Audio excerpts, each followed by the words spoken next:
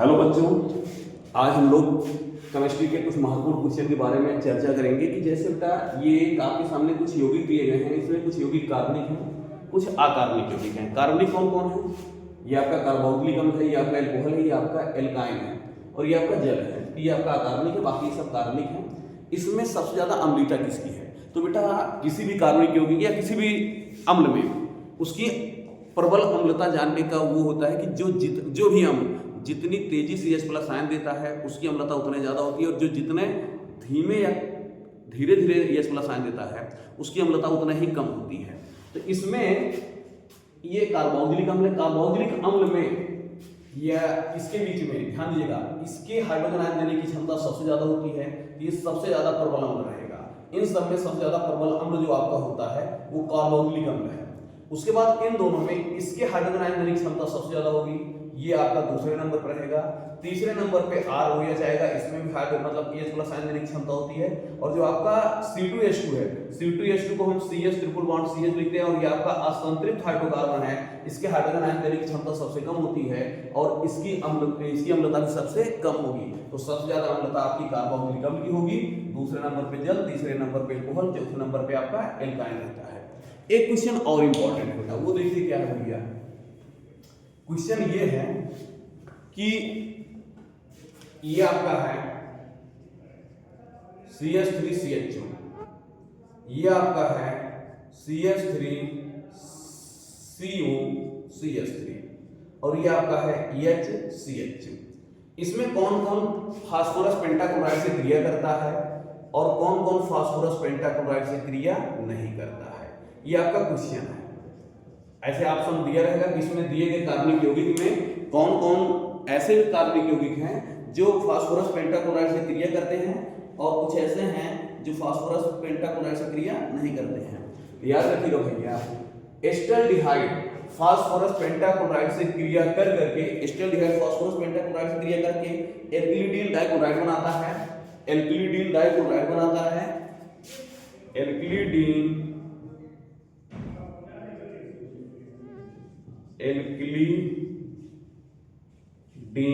Dichloride बनाता है। Dichloride बनाता है। कीटोन आपका फास्फोरस पेंटाक्लोराइड से क्रिया करके आइसोडाइक्लोराइड बनाता है। ये भी आपका फास्फोरस पेंटाक्लोराइड से क्रिया करके आइसोडाइक्लोराइड बनाता है। आइसोडाइक्लोराइड का सूत्र क्या होता है? CH3CCl2 आइसोडाइक्लोराइड बनाता है। ये आपका आइसोडाइक्लोराइड बनाता है। जबकि यहाँ का जो फॉर्मेल्डिहाइड है इसमें अल्फा कार्बन ना होने के कारण ये फास्फोरस पेंटाक्लोराइड से क्रिया नहीं करता है। तो ध्यान दीजिएगा, हम आपको एक बार पूरा रिएक्शन समझा दे रहे हैं कैसे क्या क्या होता है। जैसे ये बेटा ध्यान दीजिएगा, CH3CH2 जब ये फास्फोरस पेंटाक्लोराइड से क्रिया करता है तो एक चीज हमेशा याद रखिएगा, फास्फोरस पेंटाक्लोराइड जहां भी क्रिया करता है अगर वो ऑक्सीजन देखता है तो तुरंत POCl3 फास्फोरिल क्लोराइड को लेकर के निकल जाता है। जितने Cl बचे आके जुड़ जाएंगे CH3CHCl2।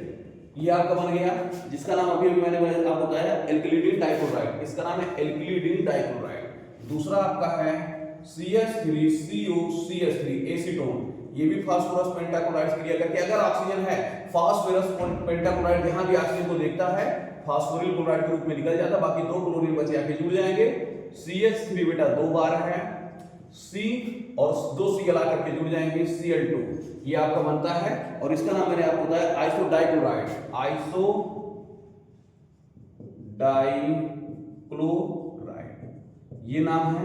और फॉर्मेल्डिहाइड SCHO में अल्फा कार्बन न पाए जाने के कारण ये फास्फोरस पेंटाक्लोराइड से कोई क्रिया नहीं करता है। तो इस तरीके के क्वेश्चन भी आपके एग्जाम में आते हैं कि अगर एस्टल्डिहाइड है, एसीटोन है और फॉर्मेल्डिहाइड है, फास्फोरस पेंटाक्लोराइड से कौन क्रिया करता है कौन नहीं करता है, याद रखिएगा बेटा।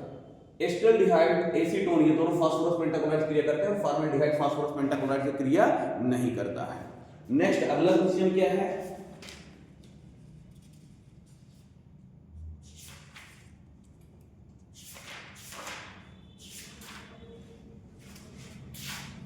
अगला क्वेश्चन आपका है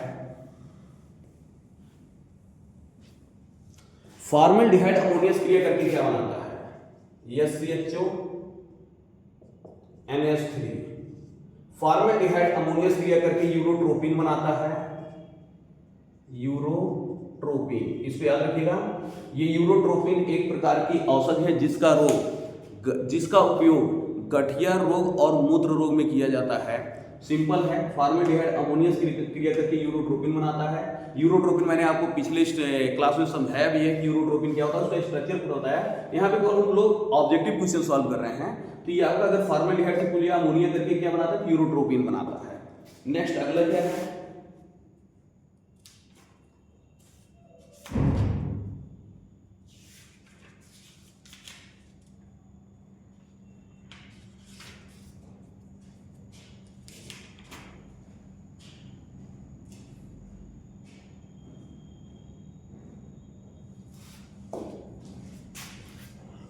अगला क्वेश्चन,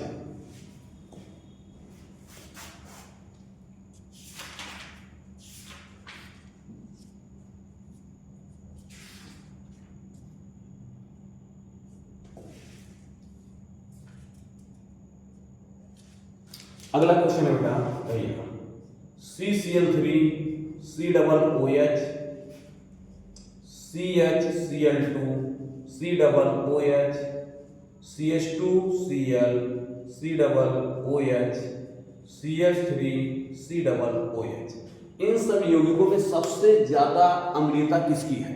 ये भी क्वेश्चन इंपॉर्टेंट है भैया, तो याद रखिएगा बेटा, यहाँ पर जितना ज्यादा ऋणात्मक रहेगा, यहाँ पर जितना ज्यादा ऋणात्मक रहेगा वो हाइड्रोजन आयन त्यागने की क्षमता उसकी उतने ज्यादा रहेगी, उतना ज्यादा प्रबल अम्ल रहेगा। यहाँ पे 3 क्लोरीन है, इसकी ऋणात्मकता ज्यादा है, तो यहाँ पे CCl3 COOH की विद्युत अम्लीयता सबसे ज्यादा होगी।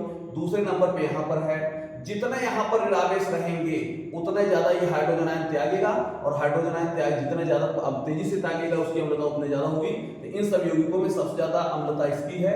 दूसरे नंबर पे CHCl2 COOH की है, तीसरे नंबर पे CH2Cl की है, CH2Cl COOH इसकी है, और लास्ट नंबर पे CH3 COOH की है।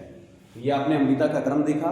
इस तरीके से हम महत्वपूर्ण क्लास लेकर आते रहेंगे, और आप लोग अपने जितने भी मित्र हैं या जितने भी रिश्तेदार हैं उनको ये वीडियो भेजें, जिससे उनके भी उपयोग में आ सके। और आप लोग चैनल को लाइक और सब्सक्राइब जरूर करिएगा। धन्यवाद।